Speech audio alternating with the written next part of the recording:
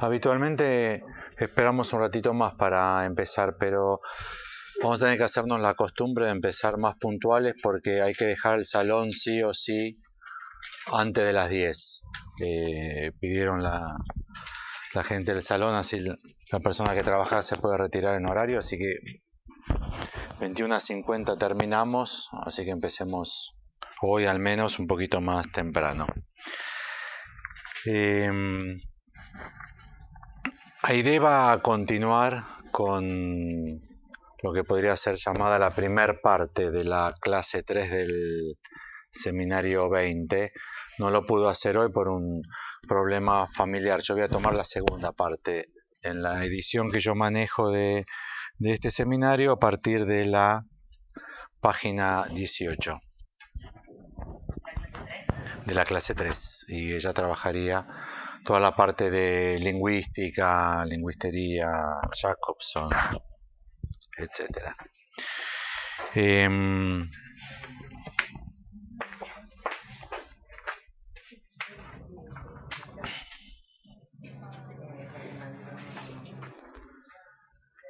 este seminario en todo este año lectivo 72-73, es central en las elaboraciones de Lacan el tema de el cuerpo,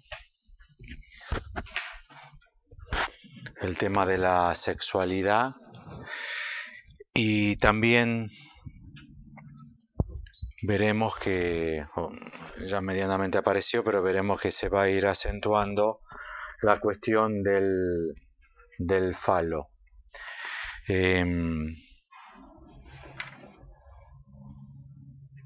La sección de esta clase 3 que yo tomo a mi cargo es específicamente donde Lacan plantea sustancia gozante, con lo cual vamos a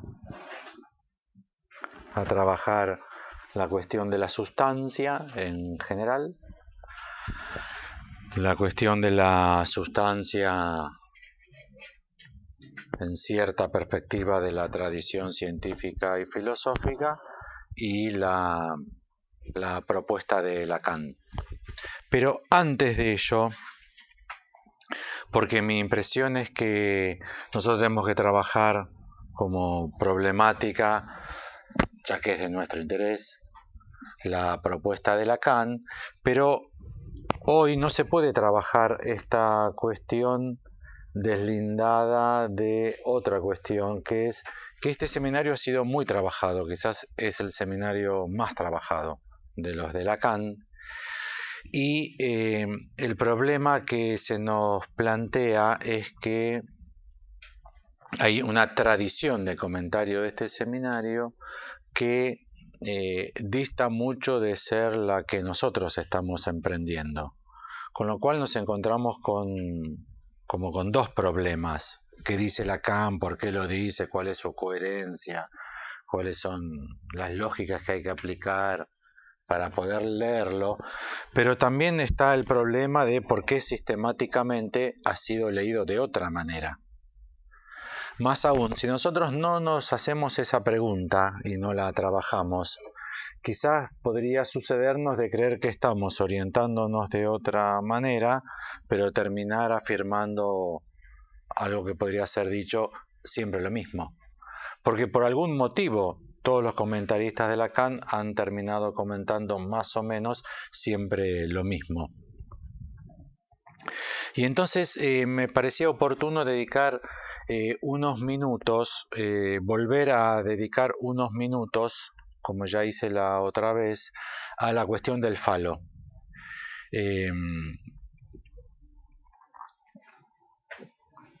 Que para nosotros es un término que ha sido dado a conocer y desarrollado mucho por Freud y el psicoanálisis freudiano. Es un término que Freud mismo toma de tradiciones culturales, en el caso de Freud, de la India, pero es mucho más significativo todavía para nosotros tomarlo de la tradición griega.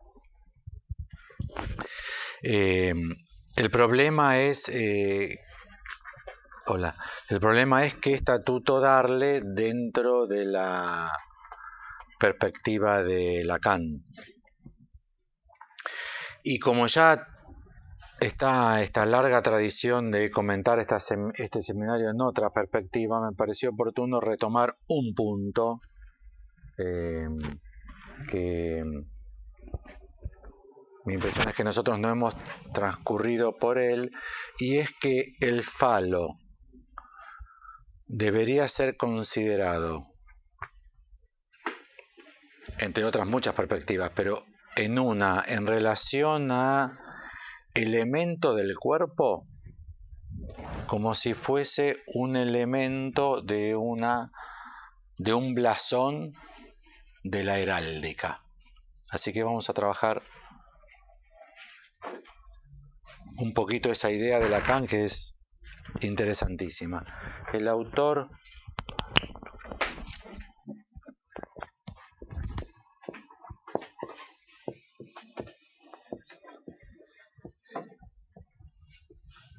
Pastoureau, Michel Pastoureau.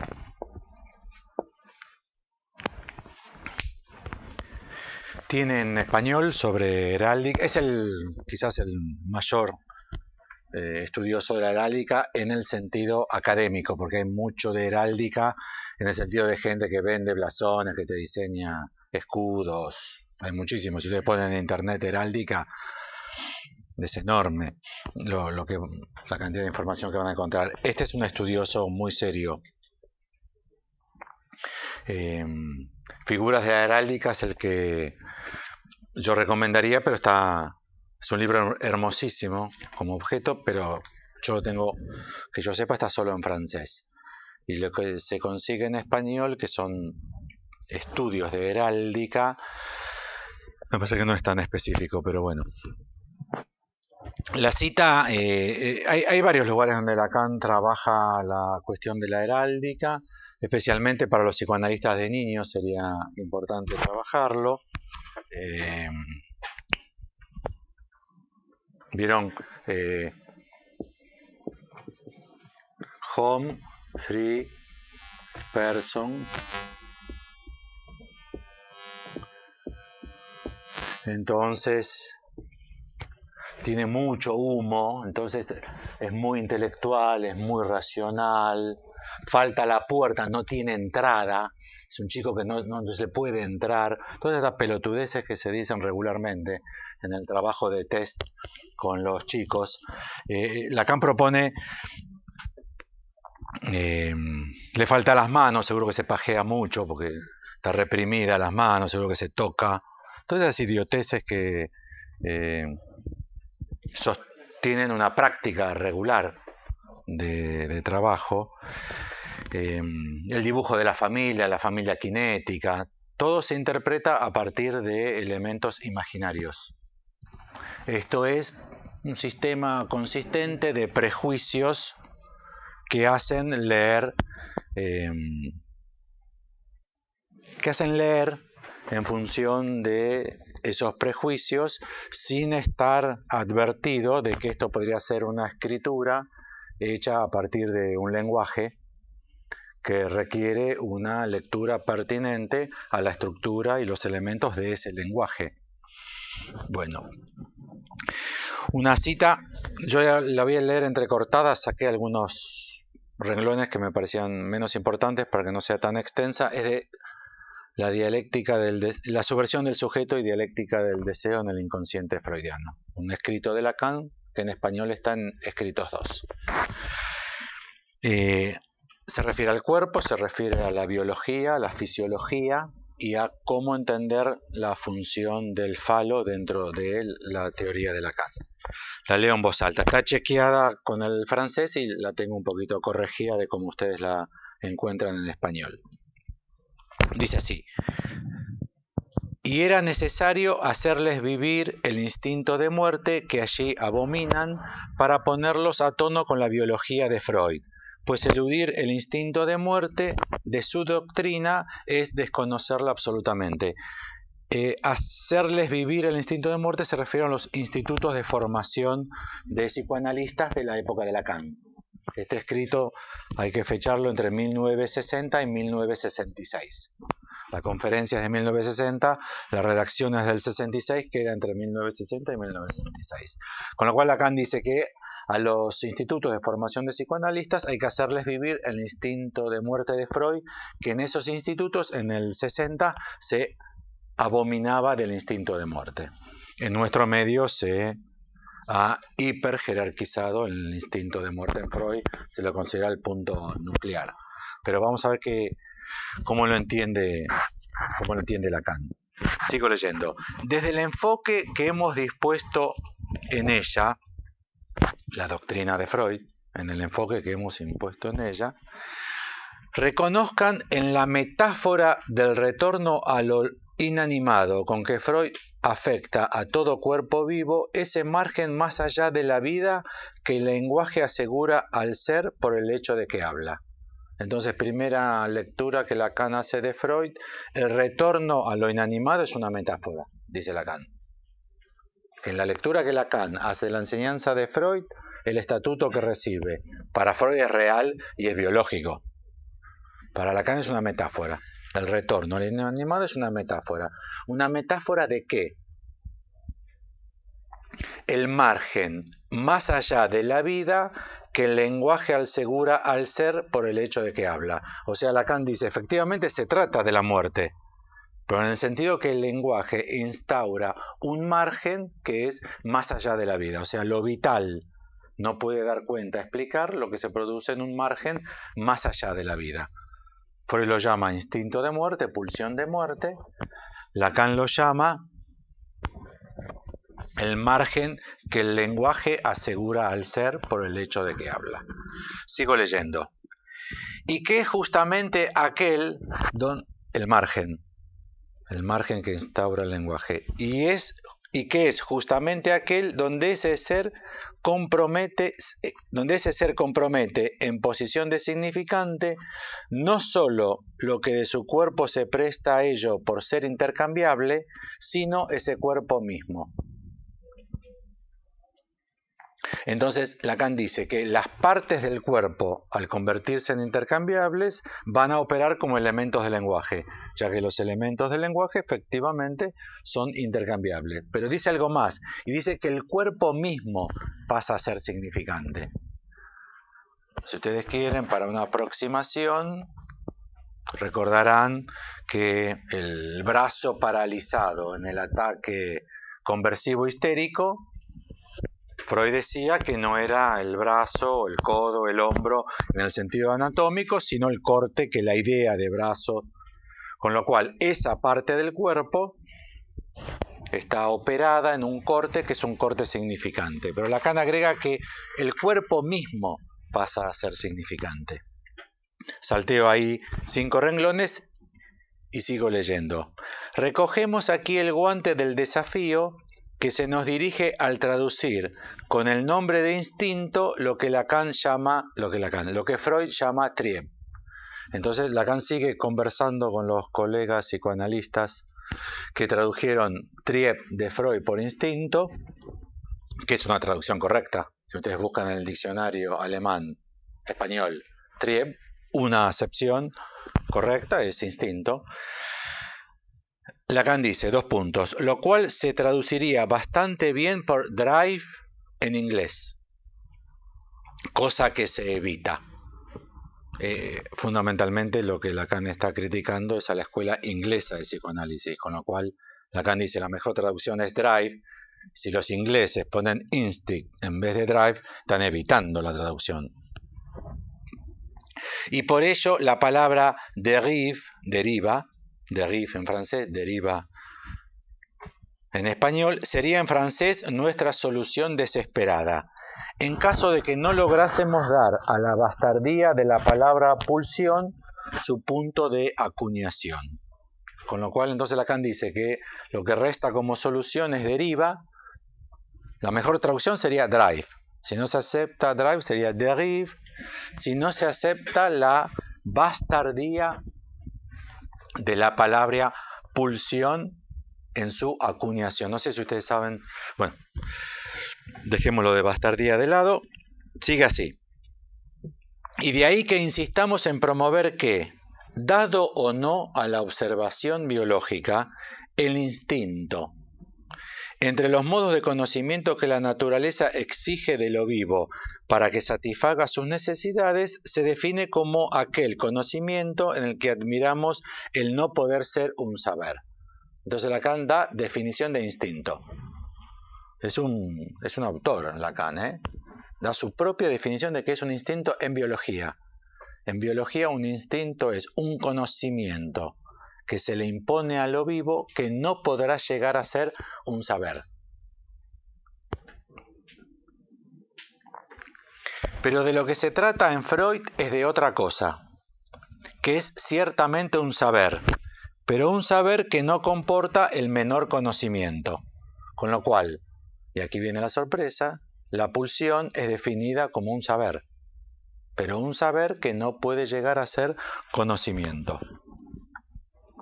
En cuanto que está inscrito en un discurso del cual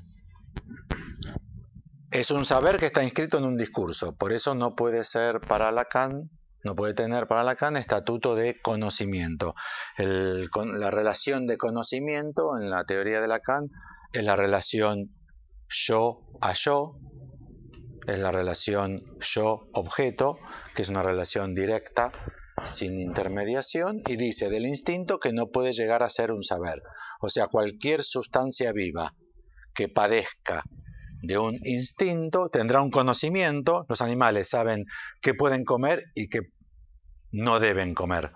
¿Vieron la sorpresa que es para nosotros siempre? Dejas un animal suelto en la selva, un animal de la selva suelto en la selva, sabe lo que tiene que comer y lo que no tiene que comer. Ahora, para Lacan no debe decirse sabe, debe decirse conoce.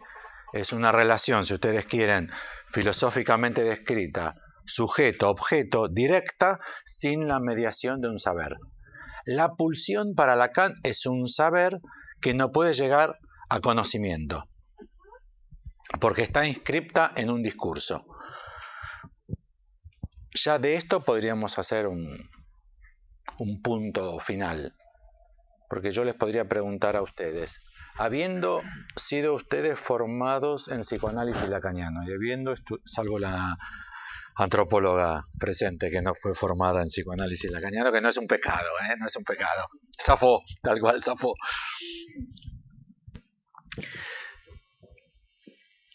Y habiendo leído ustedes tantas veces tantos textos de Lacan, ¿tienen clara posición de que para Lacan la pulsión es un saber? ¿Alguna vez lo han escuchado? ¿Alguien se los ha dicho? Es tremendo, lo que pasa es increíble, es francamente increíble. No tiene ambigüedades, ni siquiera es un párrafo difícil de Lacan, no está con neologismos. La pulsión es un saber que no puede llegar a conocimiento, porque está inscripta en un discurso. Y vean el apólogo que da Lacan, es magnífico, lo inventó él. Hasta donde yo investigué lo inventó él. Quizá lo tomó de algún autor que desconozco.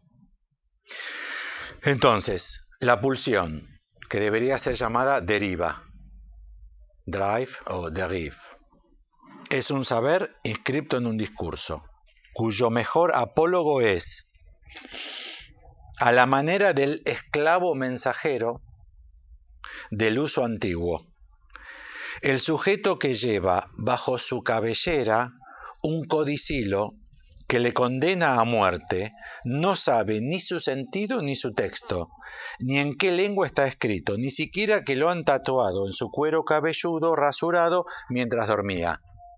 ¿Lo entendieron? Un tipo, mientras dormía, totalmente... Puede ser como una película de Conan, ¿vieron esas películas míticas de ese tipo de héroes? ¿No? Que estaba encadenado y drogado porque la bruja le dio para tomar. Le afeitan la cabeza. Sansón, obviamente Sansón. Le cortan la cabellera y le tatúan un mensaje que dice: mátame. ¿Entienden, no? Es la pulsión de muerte. En ese mensaje dice: el que me encuentre deberá matarme. Ahora, lo lleva inscripto ¿dónde? En su cuerpo. Pero es en términos de discurso de una lengua de la cual es interesante saber que podría llegar a ser el caso que desconozca la lengua, que desconozca el contenido del mensaje e incluso que desconozca que lo lleva inscripto. Ese es el apólogo de Pulsión para Lacan. Es magnífico, ¿eh? Es magnífico. Como dice el esclavo mensajero del uso antiguo, estuve bastante tiempo buscando el apólogo, porque pensé que era de uso antiguo el apólogo. El esclavo mensajero es el de uso antiguo. Lo que se usaba era esclavos que funcionaban como mensajeros, como una paloma mensajera. Mandabas un esclavo.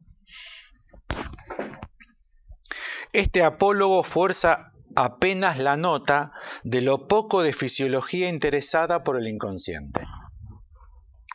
Ven que no hay ningún órgano ni ninguna función de ningún órgano jugada aquí. Bueno, y aquí viene la cuestión del falo. Salteo 3 renglones y sigue diciendo: pues el psicoanálisis implica, por supuesto, lo real del cuerpo y de lo imaginario de su esquema mental. Pero para reconocer el alcance en la perspectiva, ese es el texto en español, está mal. En francés no dice así. En español dice: pero para reconocer el alcance en la perspectiva que se autoriza en él. Entonces, para conocer el alcance del cuerpo real y de su imagen imaginaria en el psicoanálisis, pero no dice así en francés. En francés dice: pero para reconocer su alcance. Entonces lo que está diciendo Lacan es que hay que conocer el alcance de cuerpo real y el esquema imaginario. ¿Entienden? Pero para conocer su alcance, en la perspectiva que se autoriza en el psicoanálisis por el desarrollo, hay que darse cuenta primero de que las integraciones más o menos parcelarias que parecen constituir su ordenación funcionan allí ante todo como los elementos de una heráldica de un blasón del cuerpo, como se confirma por el uso que se hace de ellas para leer los dibujos infantiles. Nadie lo hace, jamás nadie lo hace. Ustedes habrán visto miles de casos de dibujos de niños y jamás nadie los trabajó en el sentido de una heráldica ni como un blasón. Esto entendido como un blasón. El cuerpo entendido como un blasón. Y ahí dice el parrafito que me obligó a leer todo lo anterior. Dice así: aquí se encuentra el principio. Aquí se encuentra el principio, volveremos sobre ello, del privilegio paradójico que sigue siendo el del falo en la dialéctica del inconsciente, sin que baste para explicarlo la teoría producida del objeto parcial. Aquí se encuentra el principio, volveremos sobre ello, del privilegio paradójico que sigue siendo el del falo en la dialéctica del inconsciente. Entonces, ¿se acuerdan que yo había planteado la vez pasada que efectivamente el símbolo fálico tenía un privilegio notable en nuestra tradición cultural? El asunto es cómo leerlo. Entonces, lo primero que tenemos que tener en cuenta es que es un privilegio paradójico. Lamentablemente Lacan no explica por qué es un privilegio paradójico. Podría ser, el privilegio paradójico podría ser la preeminencia notable que tiene siempre lo fálico en nuestra tradición cultural, no olvidando que regularmente está tapado. El privilegio paradójico. ¿Qué página estás trabajando de su versión del sujeto? 803 y 804 del francés.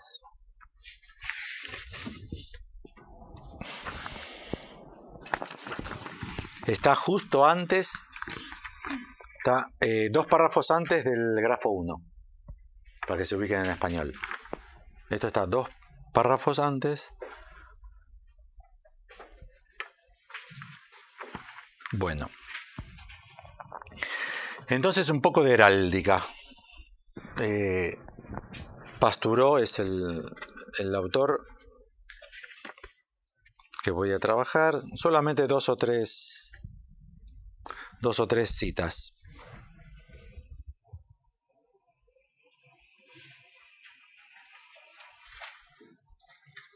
Bueno, no sé si tienen la menor idea de lo que es un blasón o un escudo de armas. Las cosas nunca son lo que les enseñaron que eran. Esa es la clave psicoanalítica.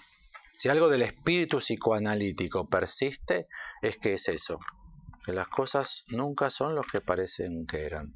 De hecho, podría ser la mejor forma, me parece a mí, en la que ustedes podrían recibir a un paciente.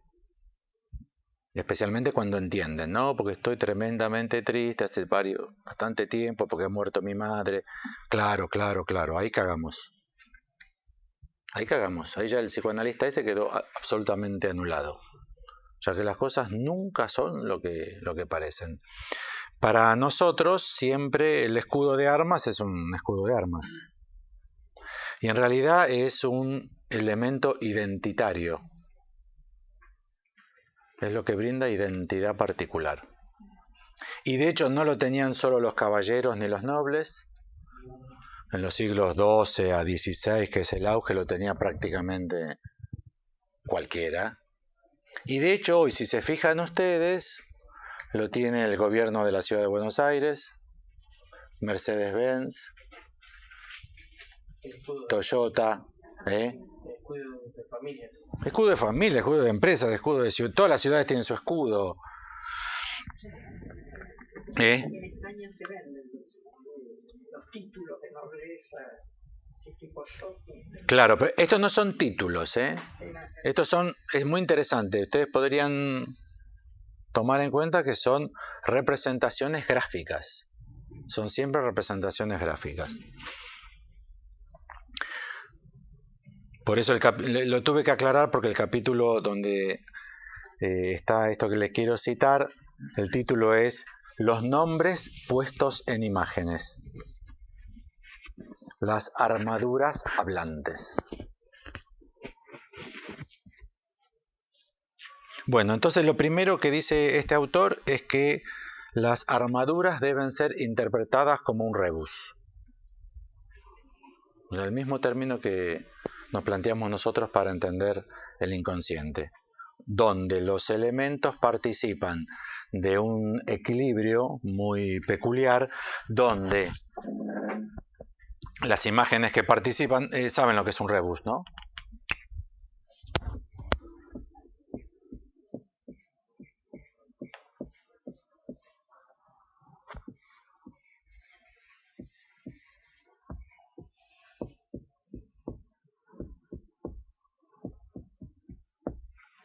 No sé si los dados llevan... Pero esto, ¿cómo se lee? Sol, dado. Y en este caso, ambos elementos, que primero hemos hecho el trabajo de distinguir que son dos, los hemos tomado por el nombre del objeto representado. Pero podría darse el caso en un rebus que uno tenga que leerlo como si fuese por la inicial o por el número de los elementos. Con lo cual el rebus es una forma de escritura que tiene su forma específica de lectura, en la cual los elementos no sabemos si participan por su nombre, por su inicial, por la descripción del objeto, y por ejemplo, los jeroglíficos egipcios tienen una escritura que evoca muchísimo esta estructura. Con lo cual se dan cuenta que aquí no sabemos cómo hay que leer. Porque esto no significa que de la chimenea sale mucho humo. No sabemos, porque este elemento podría ser como este elemento o como este elemento. Y quizás todo esto tenga que ser leído con este elemento X más este elemento Y, ¿entienden?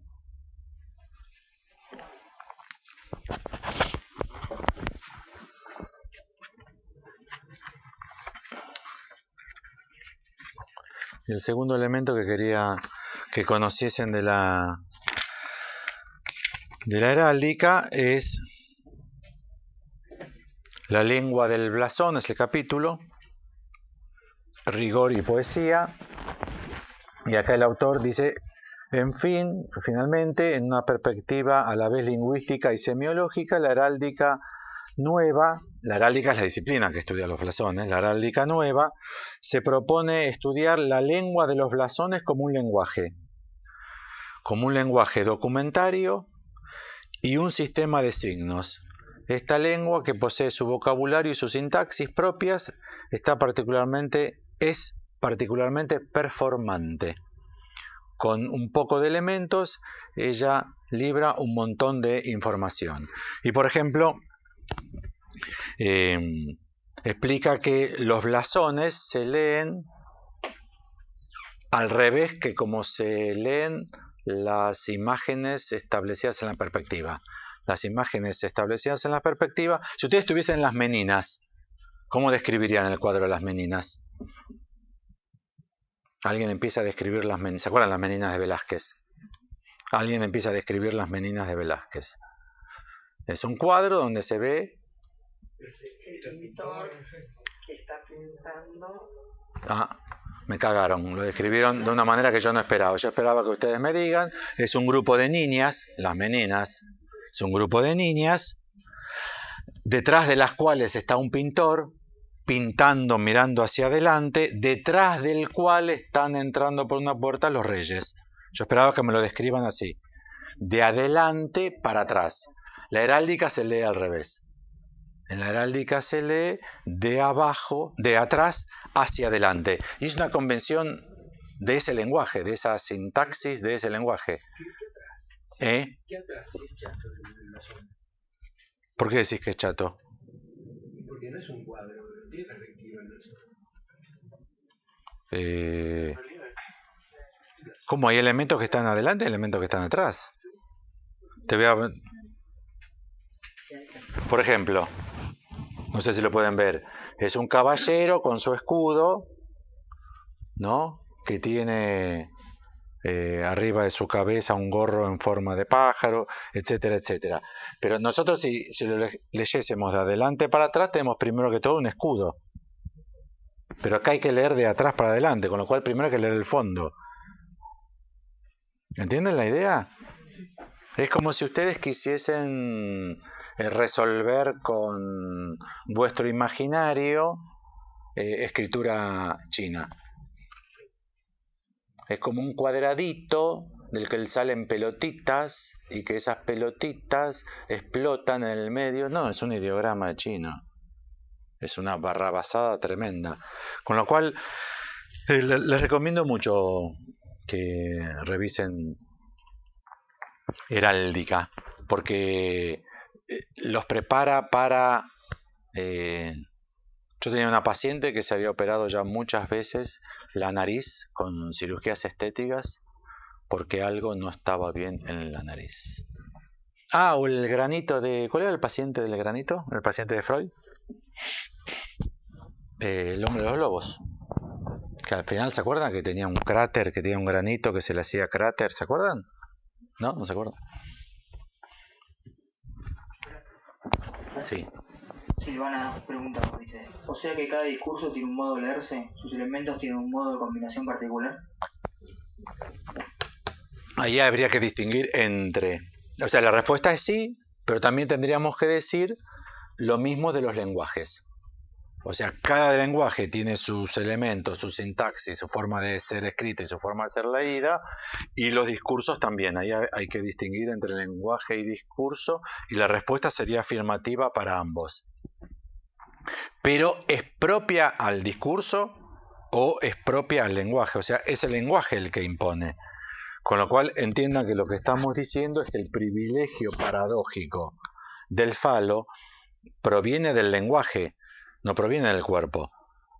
Para Freud, el niño, a los 5 años, queda atrapado en su interés por un problema que se le presenta doble, que es las erecciones de su propio pene y el descubrimiento de la ausencia de pene en la niña, su hermanita, la compañera de colegio. Y para Freud el origen del interés proviene de ese fenómeno fisiológico. Es una posición de lectura naturalista. De hecho, es increíble que Freud haya dicho eso porque Freud lo toma de Schopenhauer, que levanta el término propio de la tradición filosófica cultural de la India.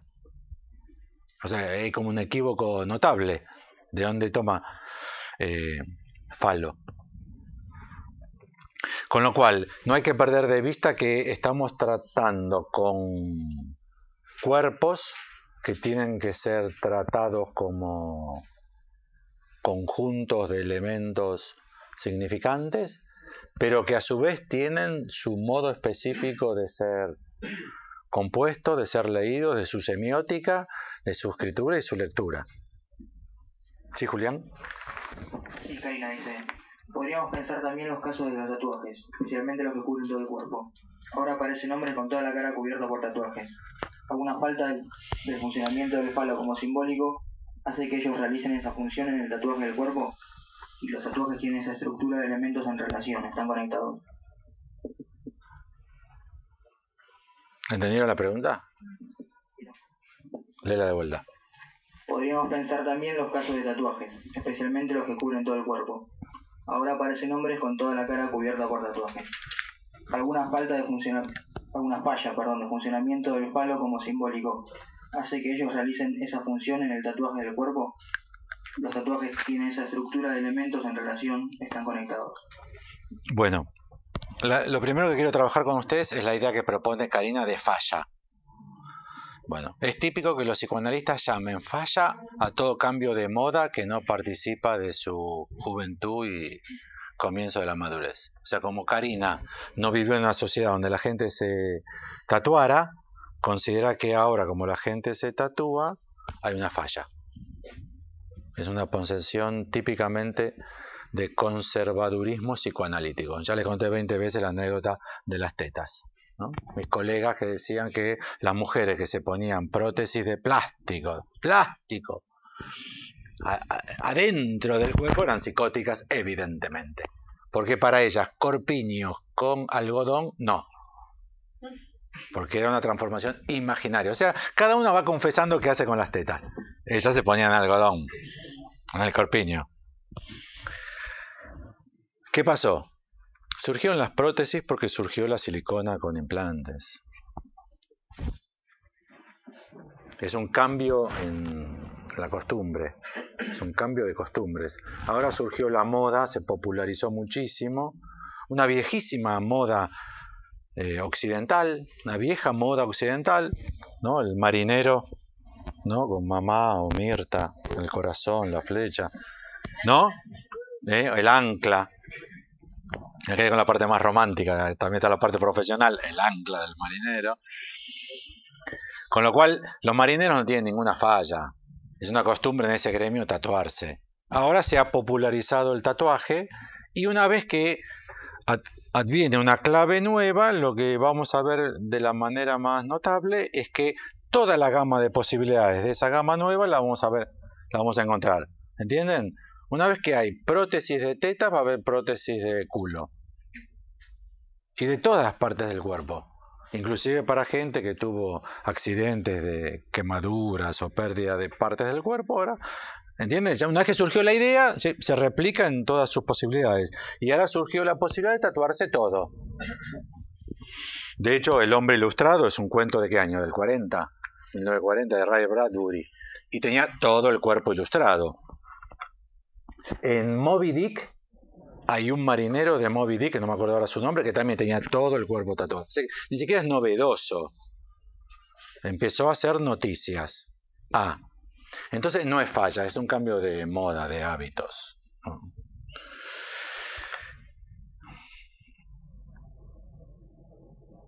Por otra parte, hay que tener como una economía en la lógica de la falla. Lacan no anda desparramando fallas.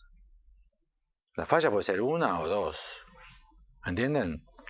o esquema R o esquema I, o nudo Borromeo anudado en forma browniana o anudado de otra forma, pero no es que no es que decir, esta falla así, te falla así, te falla así, te falla así. Y segundo, yo no me refería a eso, yo me refiero a que el cuerpo más normal del mundo para nosotros funciona como una heráldica, no la cosa rara.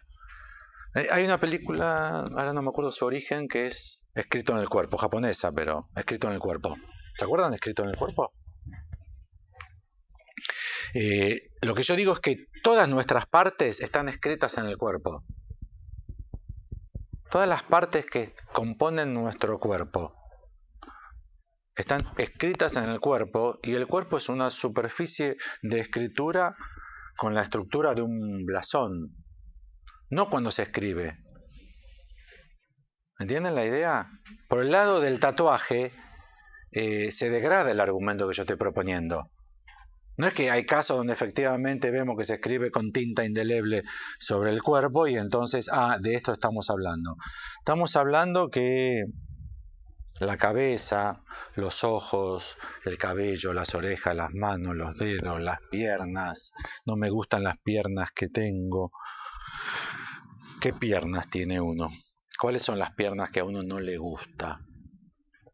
O inclusive para todos los gustos en la satisfacción sexual de uno o del partener. Todas las partes del cuerpo tienen que ser entendidas como las partes de un blasón. Lo que hay que descubrir es en qué lenguaje está escrito. Pene, vagina, tetas, culo, cabello. En Freud, ¿qué valor tiene el cabello? Cola de caballo. Cola de caballo. Como cola de caballo, entonces Freud dice, los cortadores de cola de caballo, que es una perversión. Era un poco light en aquella época, parece, para las perversiones.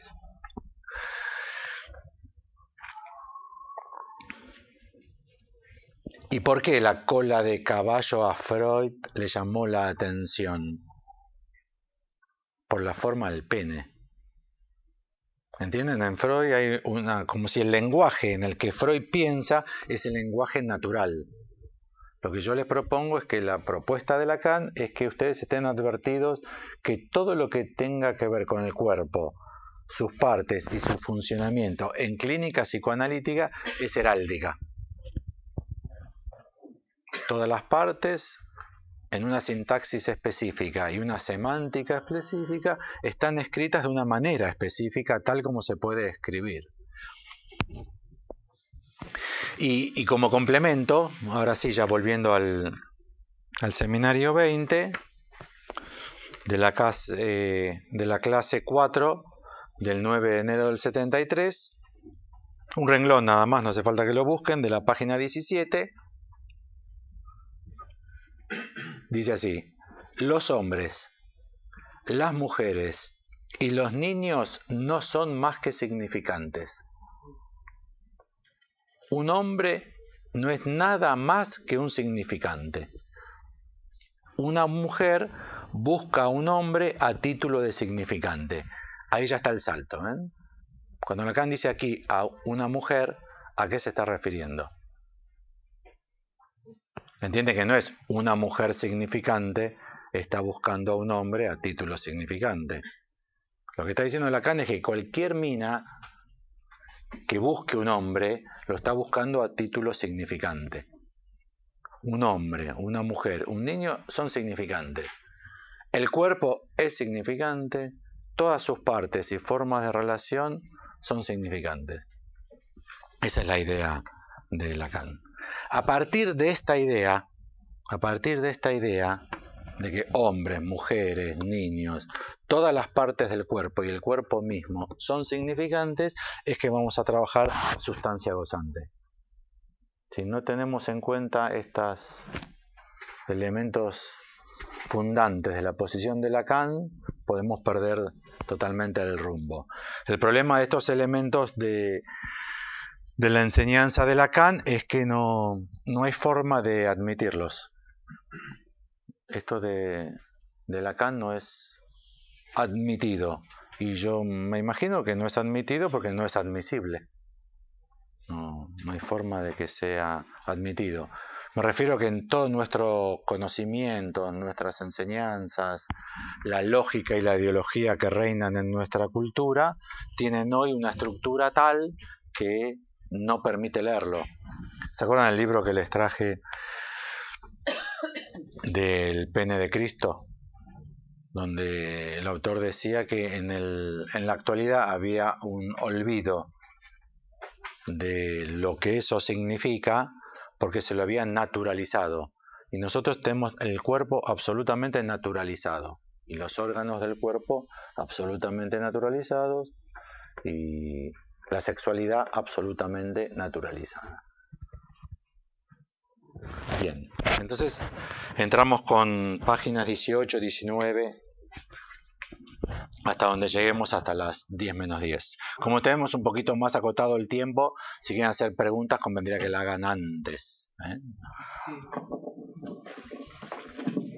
¿Vos con naturalizado querés decir que el cuerpo está fuera de la naturaleza? No, por naturalizado quiero decir que para nosotros el cuerpo es un objeto de la naturaleza y que las cosas que fundamentalmente hacemos las hacemos por motivos naturales, biológicos. Nosotros vivimos una cultura que ha naturalizado todas las funciones subjetivas. Plantea que está fuera de la naturaleza. Quiero decir que el cuerpo es fuera de la naturaleza. Eso lo plantea Lacan. Lacan plantea no solo que, sí, está bien dicho, que el cuerpo es fuera de la naturaleza, con lo cual habría que establecer de qué estopa, de qué relleno está hecho. Con lo cual vamos a trabajar sustancia gozante para responder a esa cuestión. Y de hecho Lacan llega a sustancia gozante no por ningún hecho de la clínica, sino porque a consecuencia de lo que afirmó tuvo que llegar a responder a la pregunta, pero entonces ¿con qué sustancia se opera? Aparte que también colabora a la propuesta de Bull, la falsa medida del hombre, en relación a lo natural, lo no natural, lo blanco, los siglos anteriores con respecto a los negros. Se trata de ese libro, pero me parece que colaboran la forma, la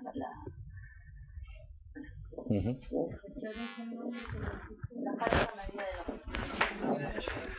Stephen Jay Gould tiene una extensísima bibliografía, es un antropólogo de izquierda yanqui espectacular. Como antropólogo y biólogo tiene una virtud, y es que tenía muy claras nociones epistemológicas y matemáticas, con lo cual pudo atacar muy bien los prejuicios en el sentido estadístico. Un autor muy muy interesante. La falsa medida del hombre seguro debe ser de los mejores de él. Pero tiene, no sé, 15 libros, 8 cerditos, tiene un montón. Aparece en Los Simpson, lo que garantiza la validez del autor. En un capítulo de Los Simpson aparece. Dale. Espera que te dan el micrófono porque hay gente que lo escucha por internet. Voy a hacer una pregunta como antropóloga. Cuando hablas de, digamos, del cuerpo que funciona como heráldica, digo, ¿cómo se articulan ahí los significados que se construyen socialmente alrededor del cuerpo, como por ejemplo la preeminencia de la mano derecha que trabaja Hertz, o no sé, el significado que nosotros tenemos del corazón, del hígado, de un montón de partes, con la cuestión psicoanalítica? Digamos, ¿cómo es eso? Lo pensaba también con la pregunta que hicieron sobre los tatuajes. Digo, pensaba en los maoris que se tatúan enteros y tiene otro significado que no tiene que ver, digamos, con las cuestiones psicoanalíticas.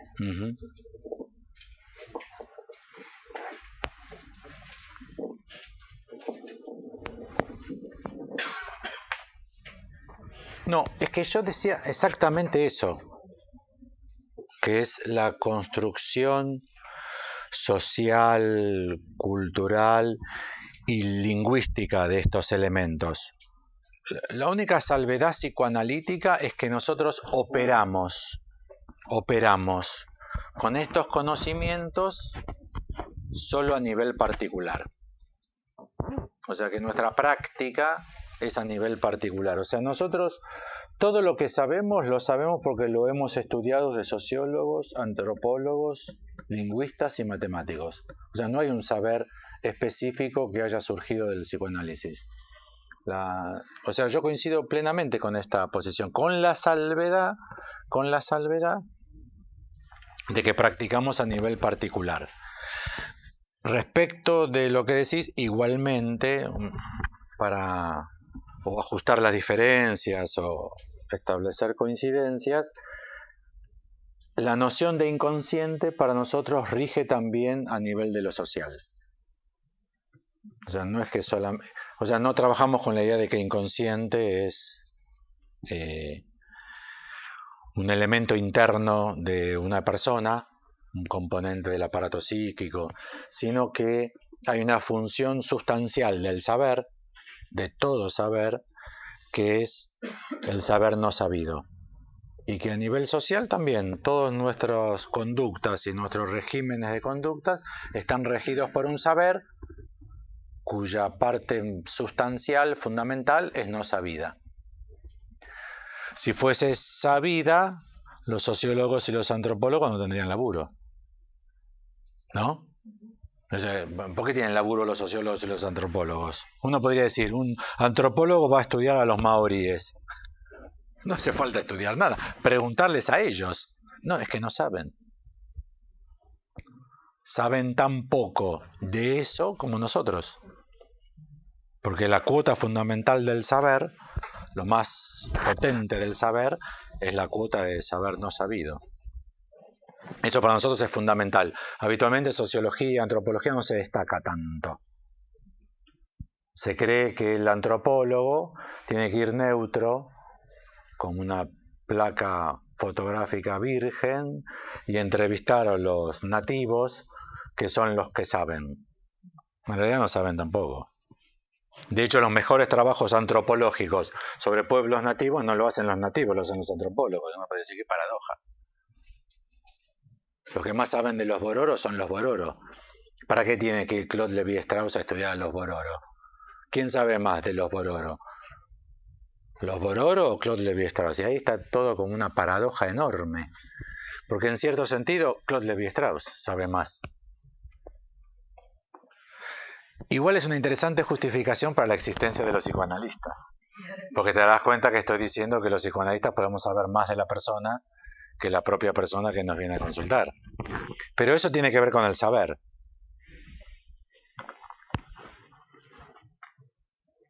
Con todo saber, inclusive con el saber matemático. Por ejemplo, Kurt Gödel descubrió que los Principia Mathematica de Russell y Whitehead, los Principia Mathematica de Russell y Whitehead son la obra más poderosa jamás hecha en matemática en su aspecto aritmético. A Russell le llevó, no sé, muchos años de dedicación absoluta, casi al borde de la locura, con mucha sensación de fracaso, abandono, vuelta y fracaso. Hay un cómic buenísimo sobre los Principia Mathematica de Russell. Karina, si está online, decirle que nos pase el título. Ella me lo regaló en inglés, un cómic sobre espectacular. Y lo que ellos quisieron hacer es resolver la aritmética en su fundamentación sin el problema que Russell había descubierto de el barbero que se corta el pelo a sí mismo, el catálogo de todos los catálogos, o sea, sin bucles. O sea, realizó la teoría de los tipos. Con lo cual, los principios matemáticos son un desarrollo matemático hecho sobre la base de la teoría de los tipos. Y Gödel en el 31, 3, 4, 5 años después, descubre que lo que habían hecho era todo lo contrario. Habían descubierto, sin darse cuenta, lo tuvo que decir Gödel, que habían propuesto un sistema de bucle absoluto. Hofstadter, Douglas Hofstadter, en el segundo libro, Yo soy un extraño bucle. El libro se llama Yo soy. El primer libro de Hofstadter, el que se hizo famoso, es Gödel, Escherbach, S. Gracil, Gödel y extraño bucle. Este segundo libro se llama Yo soy un extraño bucle. Es interesantísimo. Interesantísimo. De hecho, es la mejor forma de entender el teorema de Gödel. La primera vez que entendí el teorema de Gödel. Leí mucho sobre el teorema de Gödel. Este está buenísimo. Con lo cual observen ustedes que dos matemáticos destinados su vida, 5, 10, 8 años a escribir una obra para expurgar un problema, termina produciendo una obra que lo garantiza al problema. Es maravilloso. Einstein y los cuánticos. Freud y Lacan. Freud y Lacan, donde Freud da un paso y niega luego todo el tiempo las consecuencias más fuertes de ese caso, de ese descubrimiento, sin saberlo. O sea, la clave es todo lo que avanzamos en el saber sin saber. Esa es como la gran revolución. Bueno, entonces, página 18 de la clase 3 del seminario 20, se llama Otra vez, aún, encore. Dice Lacan, entonces se trataría, a pesar de todo, de saber a dónde nos conduce eso y de plantearnos la cuestión de saber por qué ponemos tanto el acento sobre esta función del significante. Ese es el problema de Lacan. ¿A dónde nos conduce y por qué le ponemos tanto el acento a la función del significante? Recuerden que es el seminario 20, aquel que Milner dice que es el abandono del significante. Es genial, ¿eh? Se trataría de fundarla, la función del significante, se trataría de fundarla porque a pesar de todo es el fundamento de lo simbólico. Lo mantenemos, cualquiera que sea en el fondo, esta dimensión que no nos permite evocar más que el discurso analítico por otra parte. Con lo cual el atributo del discurso analítico es que sería el único discurso que destaca fundamentalmente que en la base de lo simbólico está la función del significante. ¿Entienden lo que eso quiere decir, no? Para nosotros lo simbólico es el conjunto de los símbolos. Y para nosotros los símbolos son todos los elementos abstractos que rigen nuestras conductas en forma pactada. Entonces, un círculo así, con una E así tachada, en general se lo suele hacer así,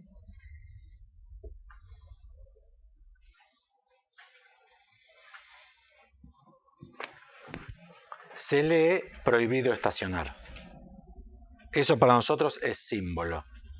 Este es un símbolo para nosotros. Todo este conjunto sería un símbolo. Lo que Lacan dice que en la base de del orden simbólico está la función significante.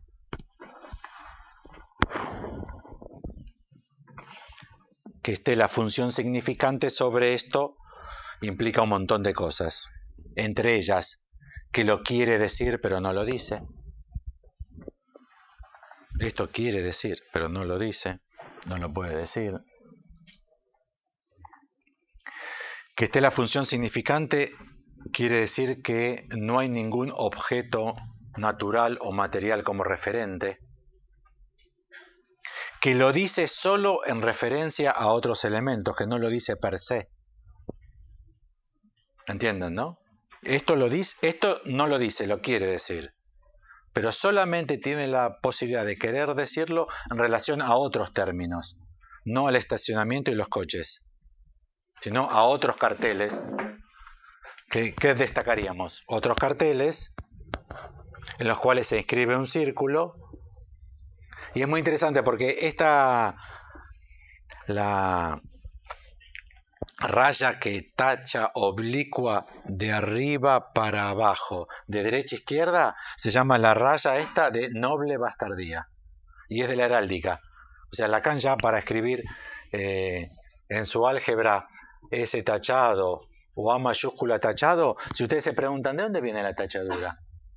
¿De dónde la sacó? No está tachando en este sentido.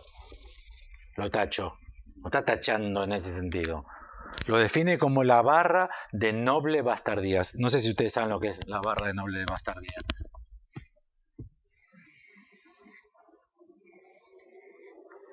Cuando el escudo de arma lleva este elemento, que es un elemento significante, está diciendo que de quien sea este escudo, ese es el producto de la unión de la familia real con una familia no real, con una familia plebeya. Y que sea entonces noble bastardía, ¿entienden, no? Por un lado son nobles y por otro lado son bastardos. Noble bastardía. Con lo cual, Lacan dice que la potencia del discurso psicoanalítico para las otras disciplinas es que somos los únicos que tenemos claro que detrás de todo orden simbólico está la función del significante.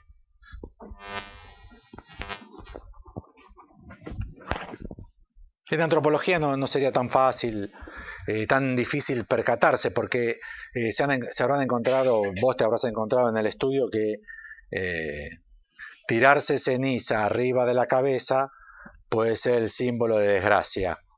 Pero en ciertos casos se lo utiliza para el casamiento, ¿viste? Como empieza el ¡pop! Salta y se convierte, y que quiere decir lo contrario. ¿Viste? Hay tantos elementos que quieren decir una cosa, pero guarda, hay que ver bien el contexto, porque si en otro contexto ese mismo elemento quiere decir otra cosa. Bien, un poquito más. Salteo el párrafo que sigue, voy al siguiente, la 18, dice: la cuestión es que el discurso analítico introduce un adjetivo sustantivado, la tontería, en tanto que ella es una dimensión en ejercicio del significante. La tontería es una función en ejercicio del significante. Ahí es preciso examinar eso de más cerca, pues después de todo, desde que se sustantiza,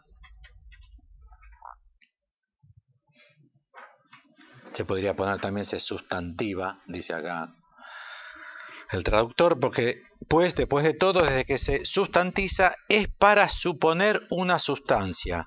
Y las sustancias, mi Dios, en nuestros días no las tenemos apaladas, tenemos la sustancia pensante y la sustancia extensa. Acá hay una precisión filosófica, no sé si correcta, pero potente. Lacan dice que se sustantiza, se sustantiva, para poder suponer sustancia. ¿Entienden, no, la idea? En la 3, página 18.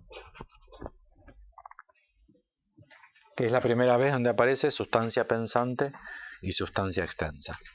La cuestión es que el discurso analítico introduce un adjetivo sustantivado, la tontería, en tanto que ella es una dimensión en ejercicio del significante.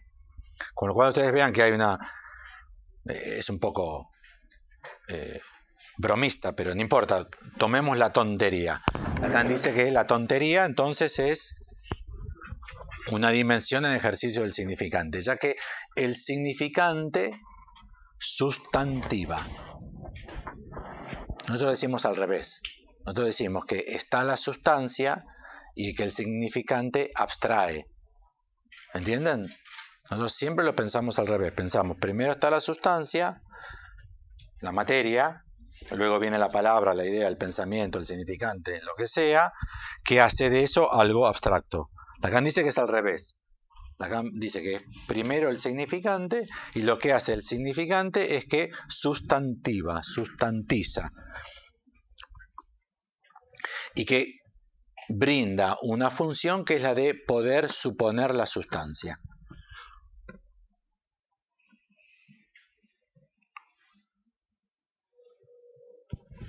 Para nuestro contexto histórico y cultural, las sustancias son dos: la sustancia pensante y la sustancia extensa. En otro contexto cultural e histórico podríamos tener la sustancia divina, por ejemplo, o muchas otras sustancias más.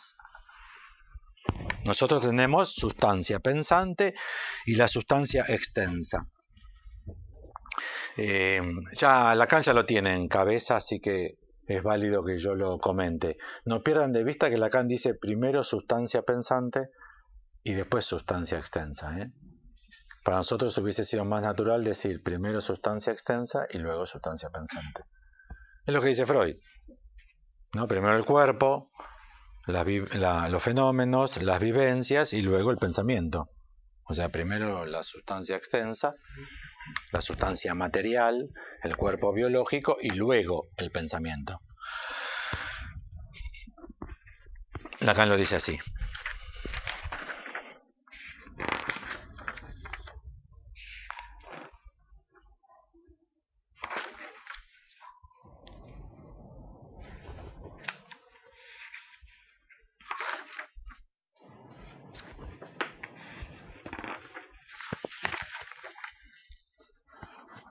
En la página 22. Lo que nos interesa es a dónde hemos llegado, y a dónde hemos llegado con la sustancia pensante que tiene su complemento, la famosa sustancia extensa. Es magnífico, ¿eh? El complemento de la pensante es la extensa. Para nosotros siempre hubiese sido más razonable plantearlo al revés.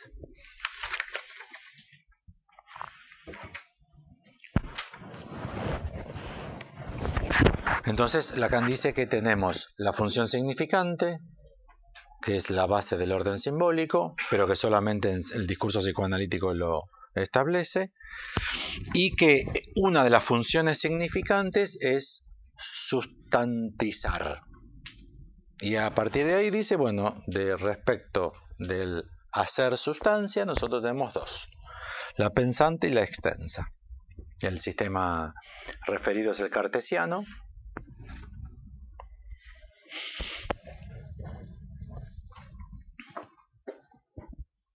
En el sistema cartesiano rige una ley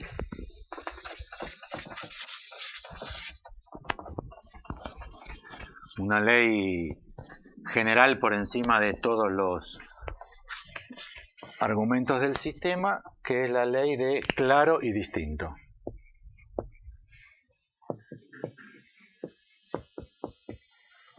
Entonces tenemos res cogitans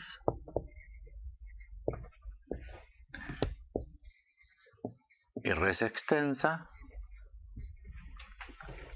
la cosa pensante, la sustancia pensante, y acá tenemos la cosa extensa o la sustancia extensa.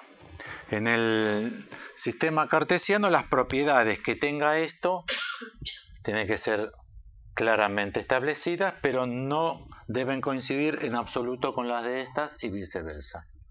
Cualquier propiedad de esta no puede estar aquí, cualquier propiedad de esta no puede estar aquí.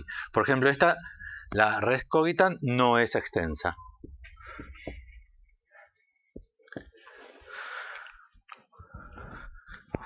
¿Se acuerdan? No sé, no, son muy jóvenes muchos. No, hablemos con los viejos. Minguito Tinguitela. Era el personaje típicamente bruto, porteño, bruto.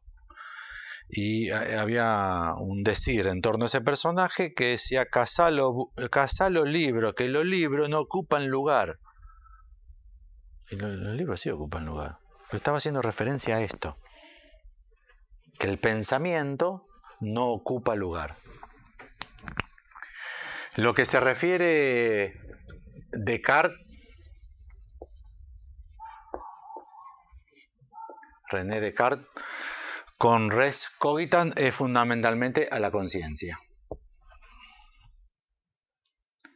El famoso pienso, luego existo, es netamente para nosotros hoy en la actualidad función de conciencia, porque pienso, y sé que pienso. Eso para nosotros es referido a la conciencia. Pero en Descartes es también pienso, dudo, calculo, temo, aspiro, todas las funciones que en el sistema freudiano adscribiríamos al yo.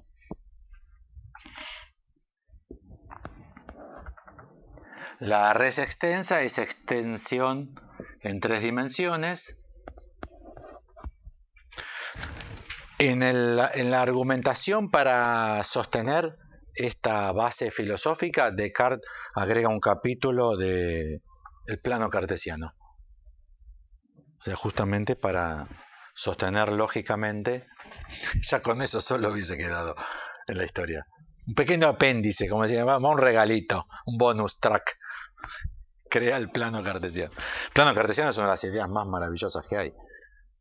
Si ustedes piensan un instante en lo que es un plano cartesiano, o sea, cualquier objeto tridimensional puede estar exactamente representado en un plano, o sea, bidimensionalmente. Es una idea absolutamente magnífica. Y la propiedad fundamental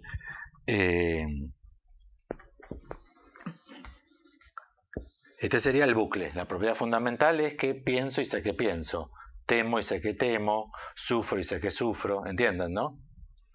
Y la propiedad fundamental de las redes extensas es partes extra partes. Esto no está en esta clase de Lacan, está muchísimo en otras clases de Lacan, de muchos seminarios y escritos. Si quieren buscar partes extra partes, lo van a encontrar. Quiere decir sencillamente que la res extensa, a diferencia de la res cogitans, cuando una sustancia extensa ocupa en un determinado momento del tiempo un lugar espacial, otra sustancia extensa en ese mismo instante de tiempo no lo puede ocupar. Con lo cual lo que se puede producir es a lo sumo la vecindad. Quiere decir que a nivel de la res extensa solamente puede haber vecindad. A nivel de los pensamientos, de los temores, puede haber entremezcla. Aquí no puede haber entremezcla. Bueno, entonces lo que Lacan propone... sí.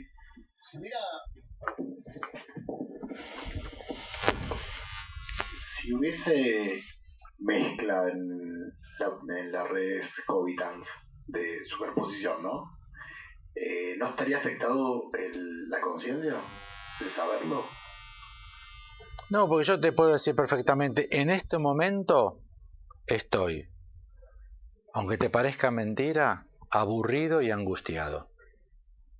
Simultáneamente estoy aburrido y angustiado. Eso a nivel de la partes extrapartes no puede ser. Tenés que estar o aburrido, ¿entendés? No, esto no... Puedes saber de todas maneras. ¿Cómo? Aunque se superpongan.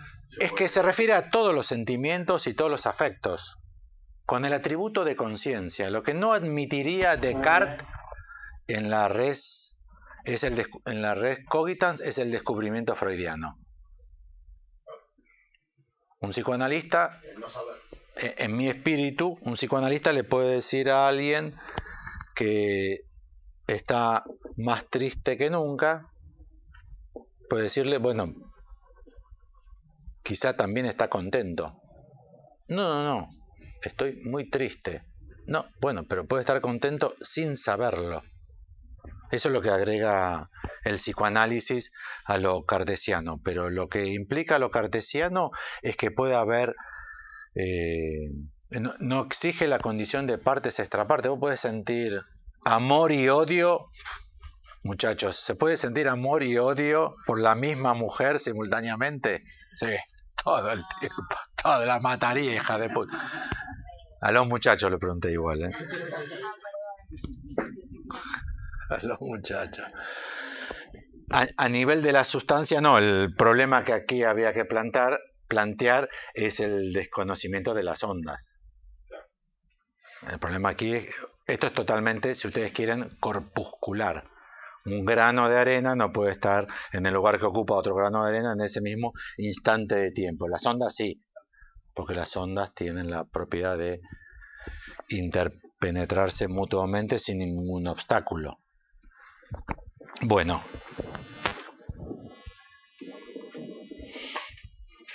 entonces el esquema que tenemos es, entonces, res cogitans,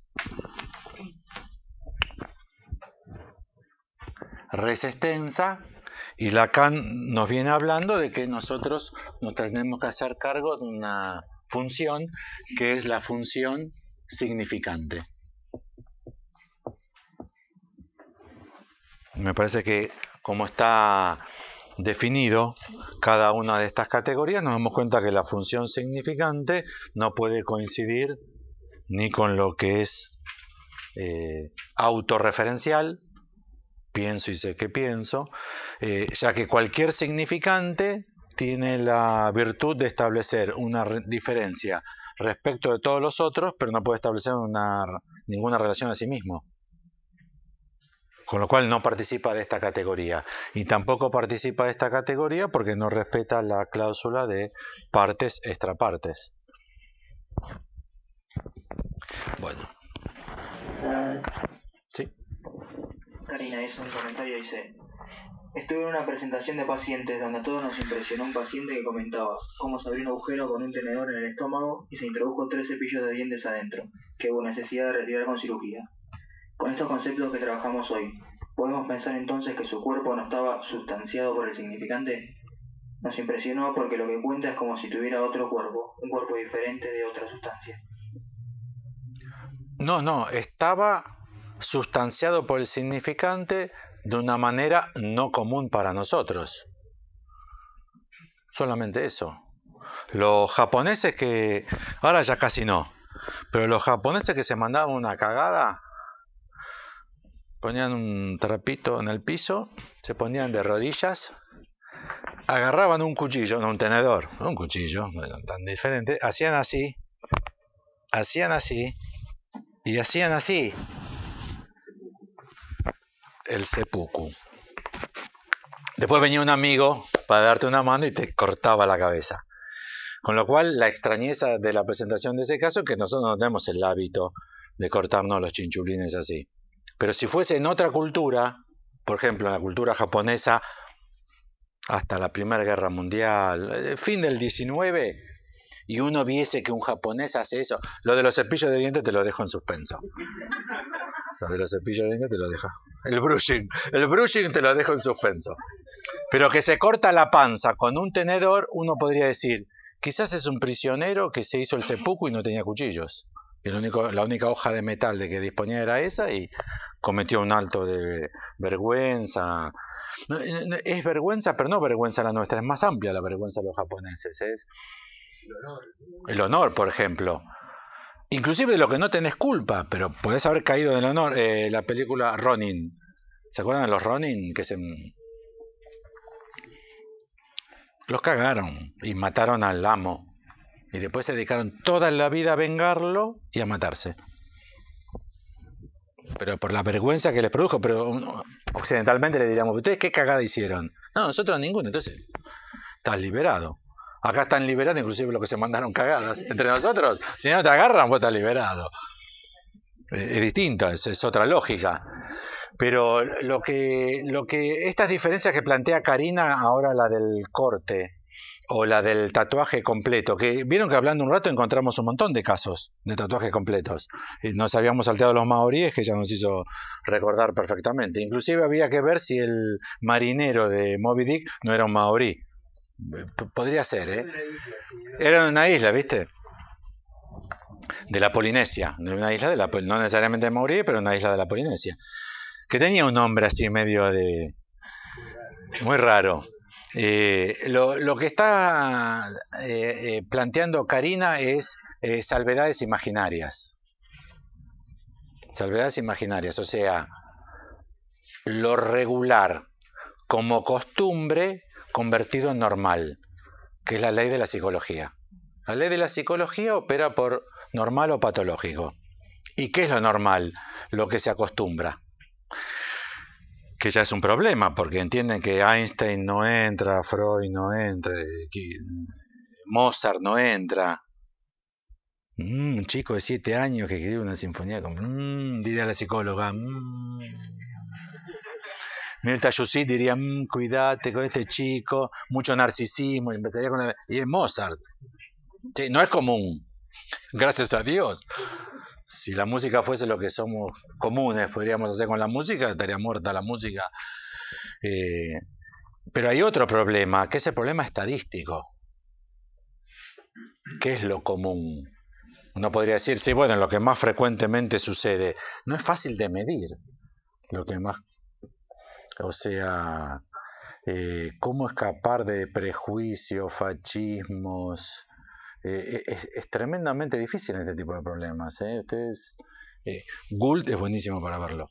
Los estudios que hizo Gould de cómo son las preguntas de los test para que te dé normal o patológico. Y ya en la pregunta, antes de obtener el resultado de normal y patológico, ya está la consideración que es normal. Porque lo imaginario es muy consistente.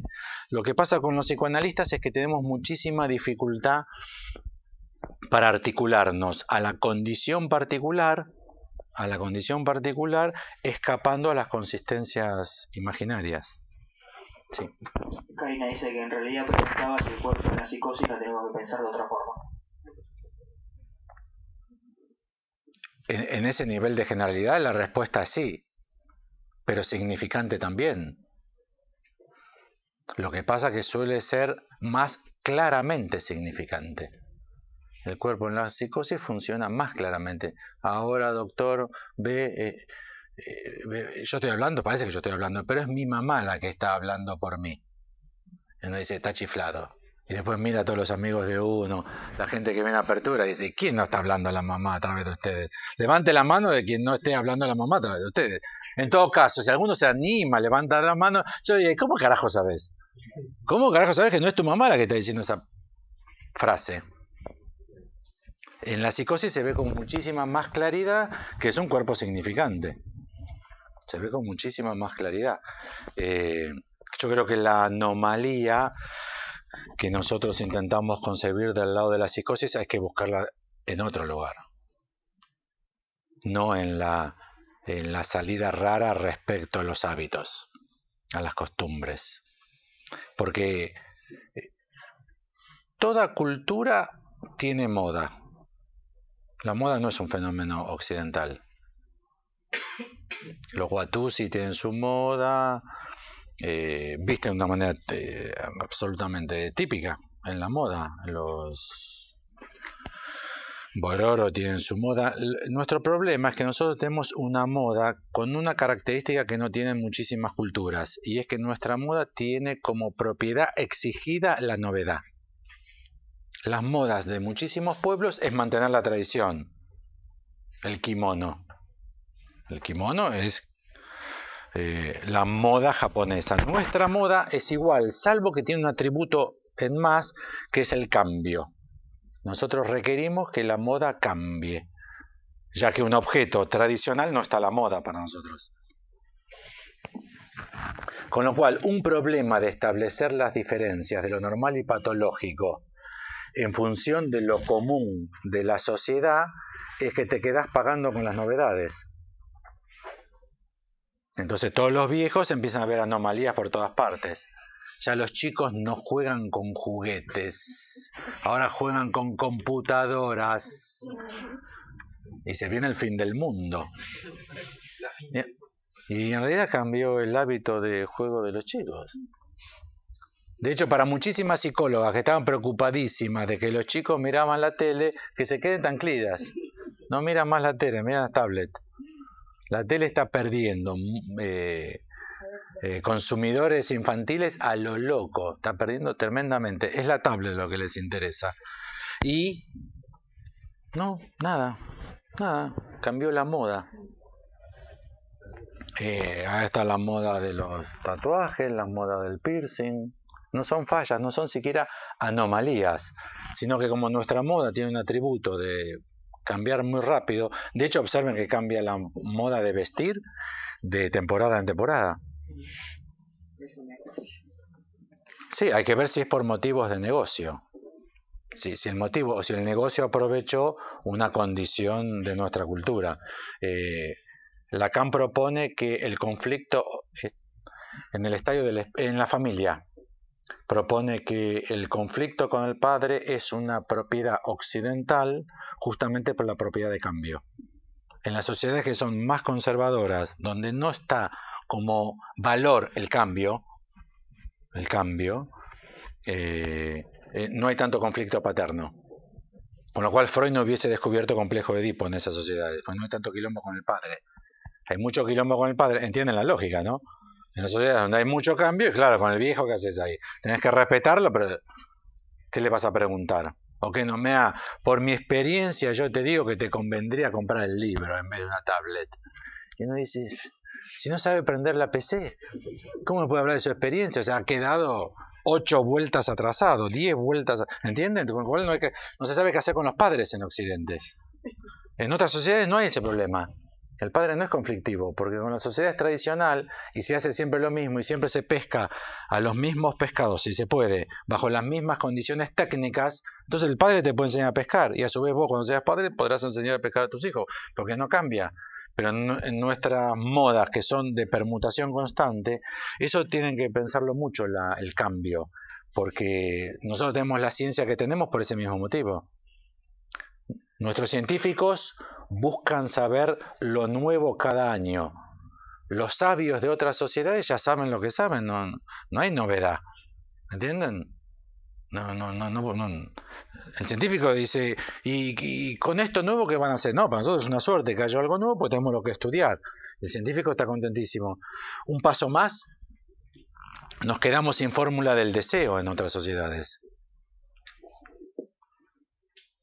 Porque si el deseo torna activo al hombre, hay muchas sociedades que declinan de la actividad.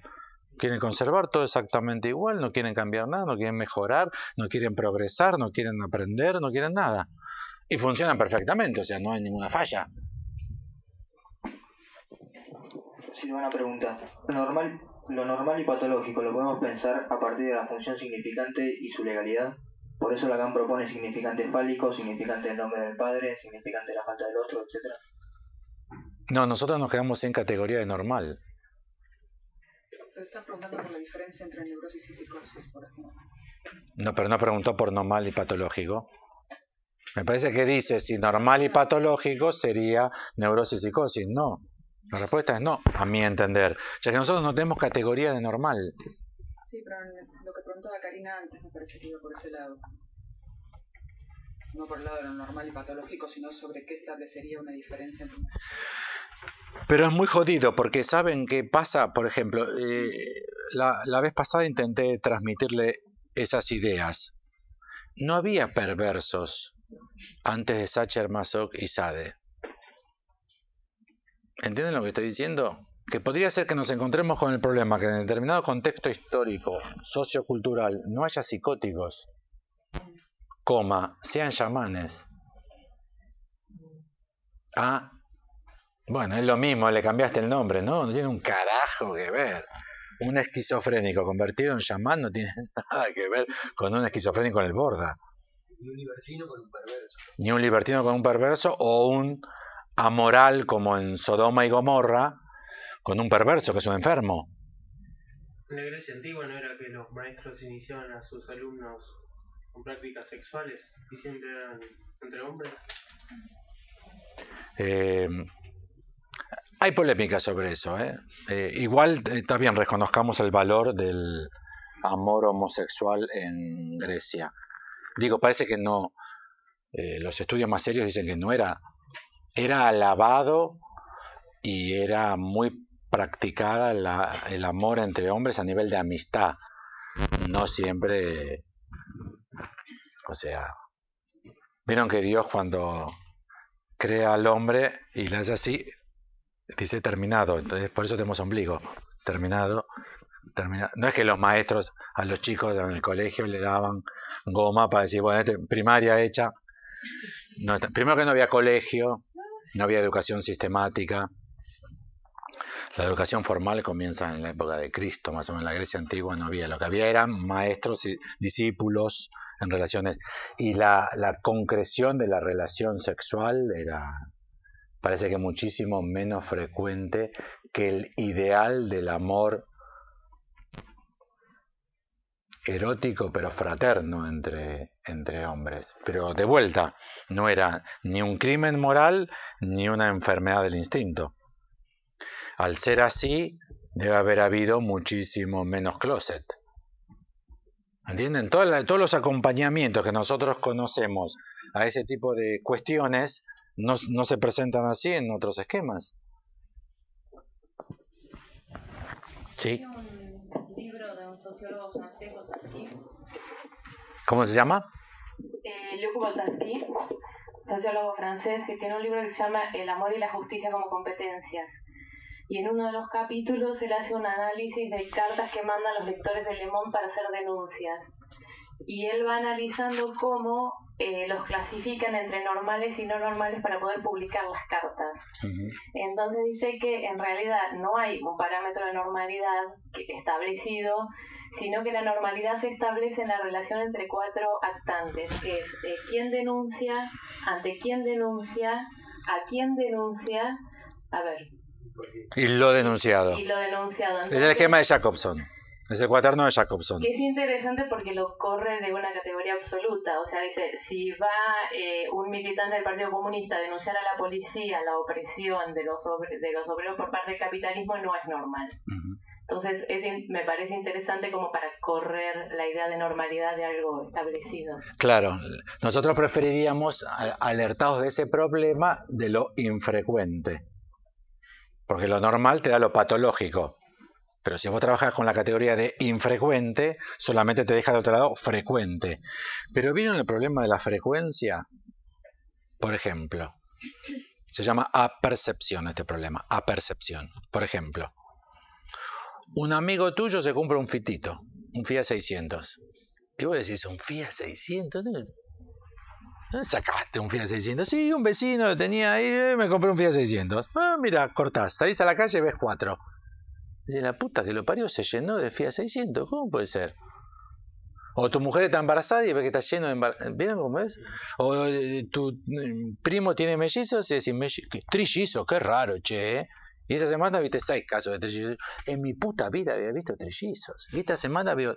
O sea, incluso lo infrecuente es infrecuente desde la perspectiva de una norma que desconocemos como norma. Es tremendo el problema, ¿eh? Incluso si escapás de lo normal y lo patológico por lo frecuente y lo infrecuente, y aparte infrecuente, de la General Paz para acá, de la General Paz para allá, o en la Villa Miseria de 4 cuadras para acá, histéricas como en la época de Freud ya no hay más. Andá a la Villa 31, que ya está lleno.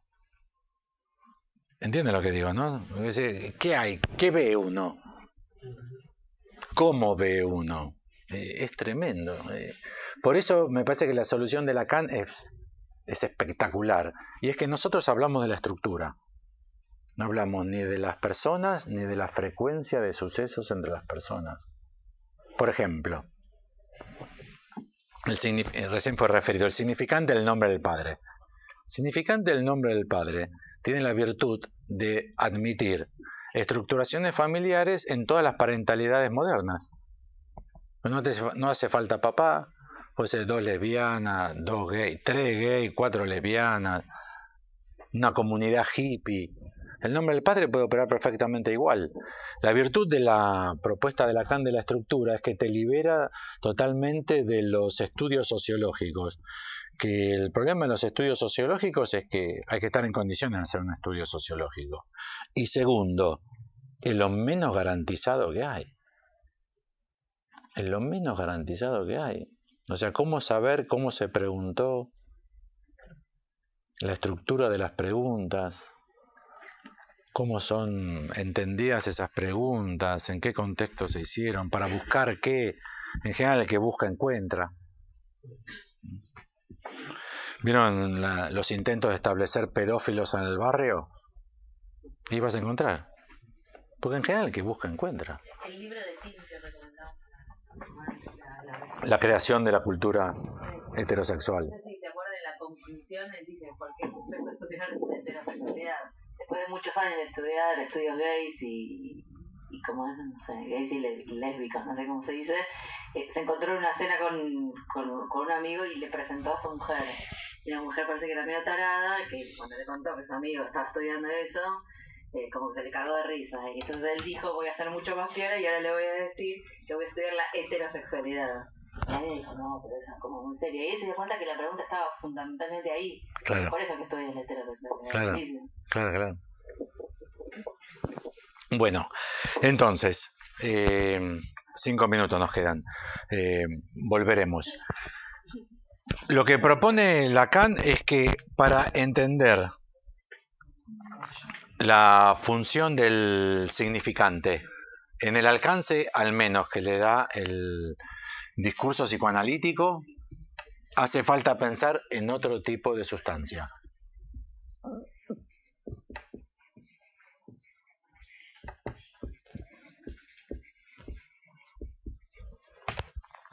Como tenemos referenciada la propuesta de Descartes como la propuesta de sustancia gozante está hecho sobre la base de este esquema, y se acuerdan que yo les propuse que la estructura, la legalidad del esquema es claro y distinto. Entonces nosotros sabemos que la sustancia gozante tendrá dos limitaciones inalterables. No puede ser consciente, no puede ser yoico, o sea, no puede ser nada a lo cual nadie se refiera en la primera persona del singular. La sustancia gozante no puede ser sufro, amo, temo, quiero coger, tengo sed, tengo hambre, me duele. O sea, nada que sea en el sentido de la conciencia del yo. Y lo otro no puede ser nada que sea extenso en las tres dimensiones. Entonces la virtud de la sustancia gozante, ahora diremos en qué consisten sus propiedades positivas. Pero en este cuadro son tan importantes las propiedades positivas como las negativas. Las negativas es que no puede ser nada que sea yoico consciente. Por eso Lacan va a decir que es lo que le corresponde a un cuerpo cuando el cuerpo es entendido como que un cuerpo goza. El cuerpo goza, pero nadie goza ahí. ¿Entienden la idea?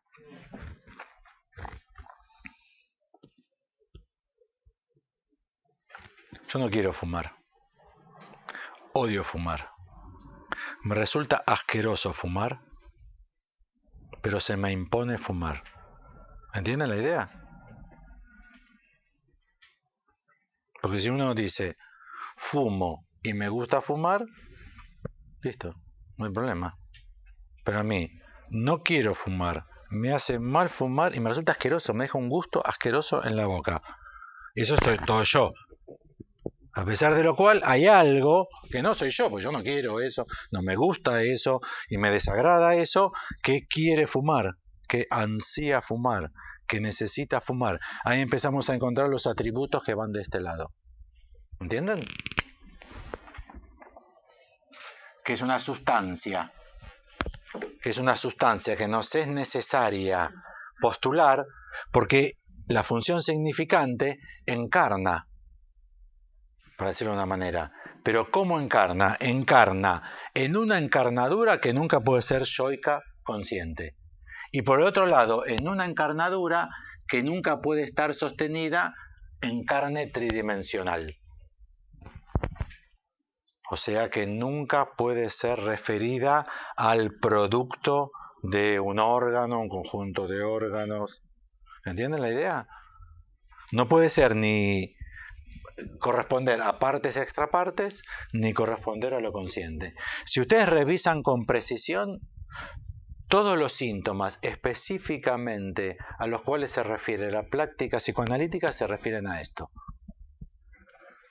Cuando se me impone una forma que no es yoica y no proviene de mi cuerpo.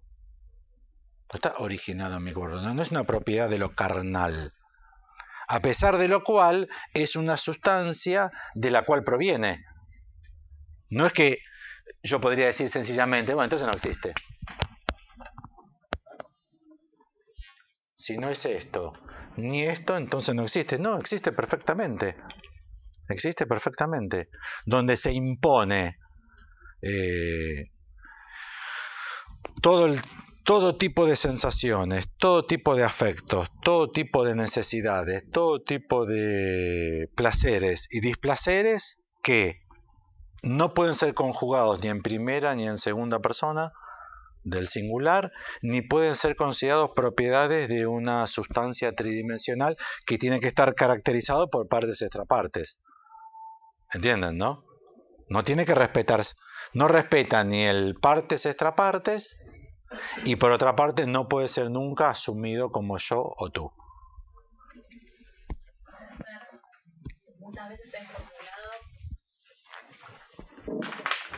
muchas veces es formulado como algo que pide el cuerpo. Sí. A pesar de que no se trata de ese cuerpo partes extrapartes. También puede ser, sí, no. No digo que no haya engaño. Claro. No digo que no haya engaño. Digo donde efectivamente uno puede decir, y fumo porque quiero. Ahora, la persona que dice fumo porque quiero, ¿hay que admitirlo como tal? O uno podría decir, pero qué raro que usted diga fumo porque quiero si me acaba de decir que hace 10 años que quiere dejar de fumar y fue a Chau Pucho 82 veces, se compró la pastilla, se mete nicotina por el orto. ¿Cómo puede ser? Quizá usted no quiera. Ah, ¿será que no quiero? ¿Y entonces quién quiere? Ah, puede ser otro que quiere. No sé, en su casa fumaban. Fumadores empedernidos. Mi padre murió de enfisema, no sé qué cosa. Ah, y su papá no quiso nunca dejar de fumar. No, dijo que él era macho y un macho no iba a dejar. Uno dice, bueno, entonces por eso. Bueno, pero eso no lo creo yo. ¿Entiende? Entonces uno se ve empujado a decir, se fuma. Se fuma porque se dice. ¿Entienden? Bueno, en realidad pensándolo bien, no fue mi padre quien lo dijo. A mí me daba la impresión que cuando él fumaba lo daba a entender. Y ahí ya estamos como en casa, ¿o no? Digo, ¿les parece tan raro? No es cortarse la panza con un tenedor y meterse el cepillo de dientes, que nunca lo había escuchado, sinceramente. Escuché muchos brushing que se hace la gente, ese brushing profundo, peeling, es un lavaje de estómago con peeling. Y por otra parte, si se trata de un síntoma así, hay que descartar el factor adictivo de la nicotina. ¿Entiendes? Porque si uno pusiese a trabajar factor adictivo de la nicotina, ya estarías acá. Porque son las células nerviosas del sistema nervioso, no sé cuál, parasimpático o cualquier otro, que tienen abstinencia. Porque si uno se encuentra con que tomo heroína, consumo heroína, siempre que dejo, a las 2 semanas me siento para el culo, me dijeron los médicos que es propio el cerebro, entonces uno tenía que decir, y listo. Eso es res extensa, vaya a ver un médico que le enchufe algo, que lo aten a la cama y le enchufe, ¿entienden? Pero cuando uno dice, y yo he verificado que no es ese el problema mío, que yo me siento peor, tomo heroína no, cocaína, tomo cocaína. Tengo un día pum para arriba y después tengo 3 días que me quiero morir de lo para abajo que estoy. Ese no es mi problema. Mi problema es la culpa que me da después. Bueno, ahí estamos nosotros. ¿Entienden? En las primeras 2 partes nosotros prácticamente no tenemos nada que ver. Ahora esa culpa, ¿entienden? ¿De dónde viene la culpa? De ningún órgano material. Y por otra parte, recuerdan que el sentimiento inconsciente de culpa no es yoico, ¿no? Qué boludo que sos, seguís con eso. O sea, ¿cuántas veces el reproche del super yo te trata en tercera persona? En serio digo, piénsenlo. Piensen si vuestro super yo los boludea en primera persona o en tercera. Es una gran pista que sea en tercera. Porque si es en tercera no es yoico. Y la culpa seguramente no es estomacal o neuronal. Y entonces, bueno, ahí nos hace falta postular la existencia de una sustancia que responda a esta clínica que nosotros decimos que es función del significante. ¿Se entiende la idea? Es una idea. Bueno, dejamos aquí que son las 10.